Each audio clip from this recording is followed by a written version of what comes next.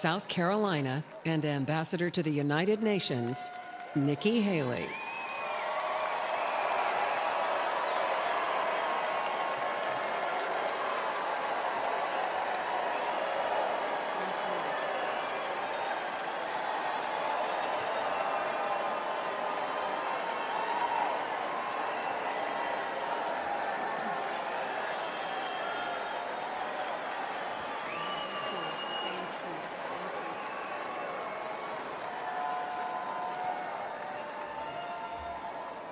My fellow Republicans,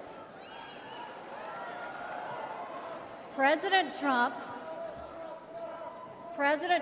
asked me to speak to this convention in the name of unity.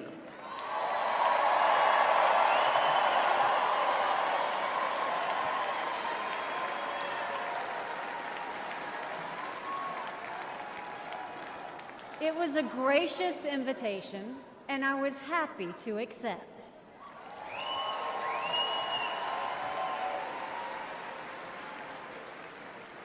I'll start by making one thing perfectly clear.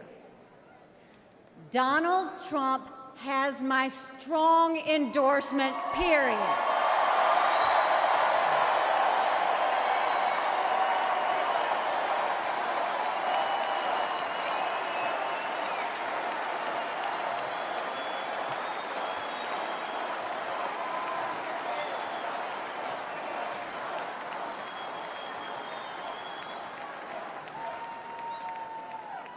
Our country is at a critical moment. We have a choice to make. For more than a year, I said a vote for Joe Biden is a vote for President Kamala Harris. After seeing the debate, everyone knows it's true. If we have 4 more years of Biden or a single day of Harris, our country will be badly worse off. For the sake of our nation, we have to go with Donald Trump.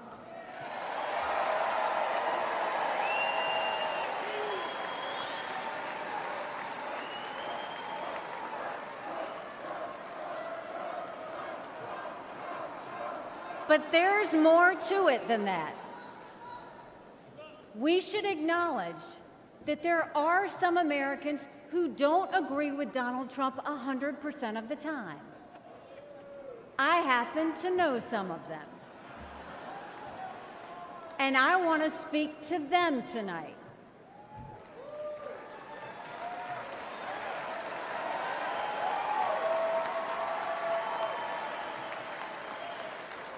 My message to them is simple.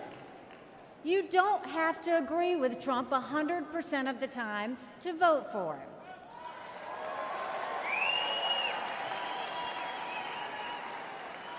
Take it from me, I haven't always agreed with President Trump. But we agree more often than we disagree.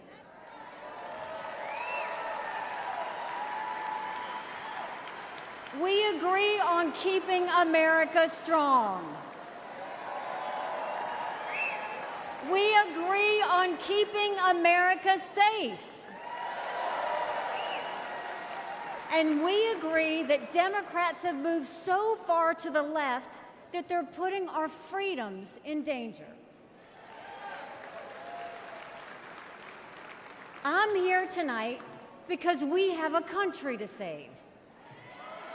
And a unified Republican Party is essential for saving her.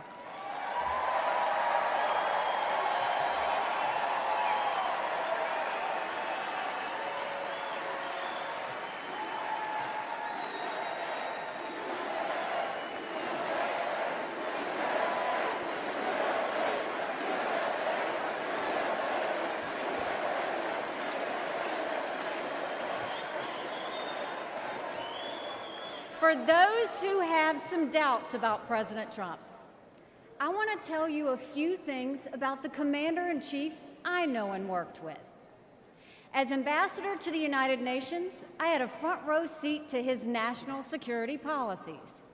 We sure could use those again.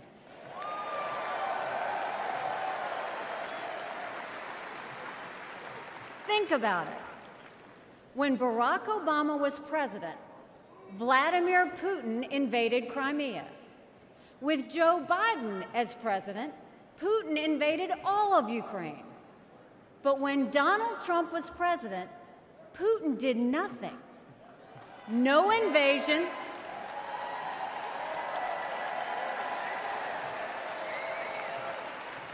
No invasions, no wars. That was no accident. Putin didn't attack Ukraine because he knew Donald Trump was tough.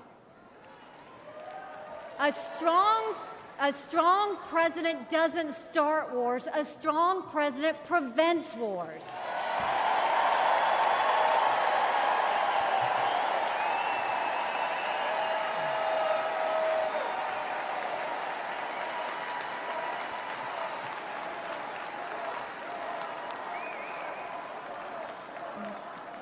Then look at the Middle East. Every problem in that part of the world can be laid at the feet of Iran. The dictators who chant death to America are the bankrollers and weapons suppliers for Hamas and Hezbollah. They're behind the barbaric massacres and the hostage-taking. Once again, compare Trump and Biden. Trump got us out of the insane Iran nuclear deal.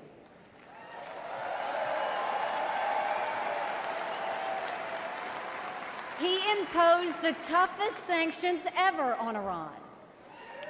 And he eliminated the arch-terrorist Qasem Soleimani.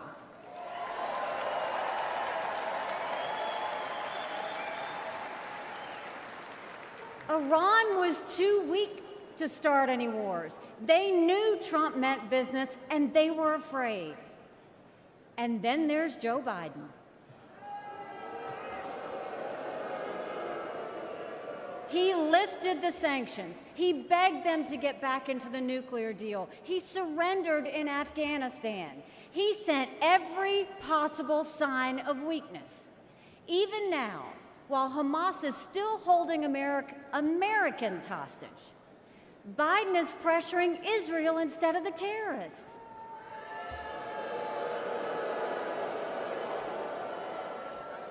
Between Israel and Hamas, Donald Trump is clear about who is our friend and who is our enemy.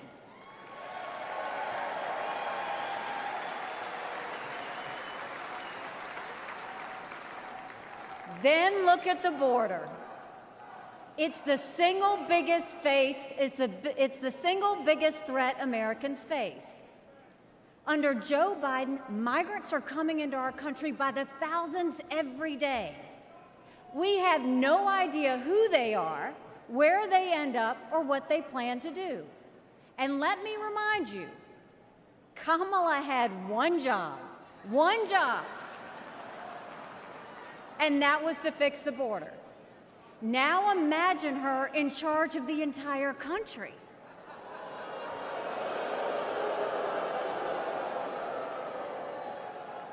Under Donald Trump, we didn't have the border disaster we have today, and we won't when he is president again.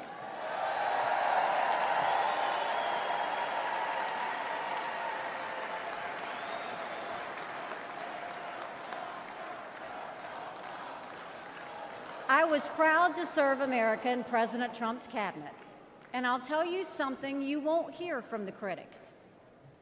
He appreciated advice and input. Americans were well served by his presidency, even if they didn't agree with him on all things. Now, to my fellow Republicans, we must not only be a unified party, we must also expand our party.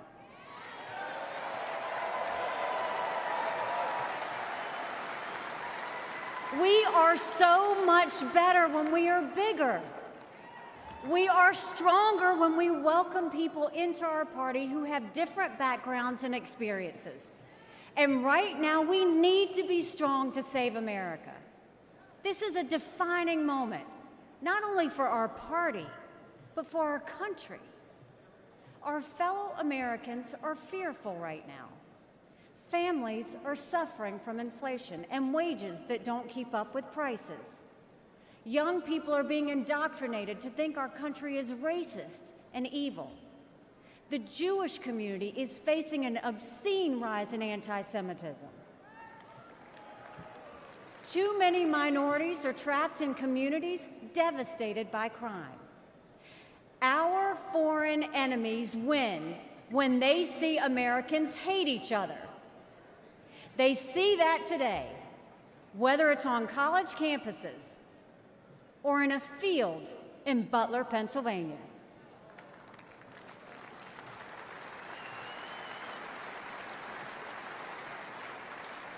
But we can conquer those fears with strength and unity. No president can fix all of our problems alone. We have to do this together. America has an amazing ability to self-correct. In this moment, we have a chance to put aside our differences and focus on what unites us and strengthens our country.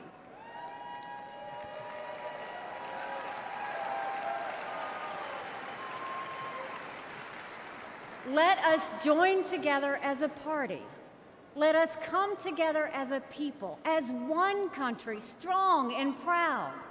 Let us show our children and the world that even on our worst day, we are blessed to live in America.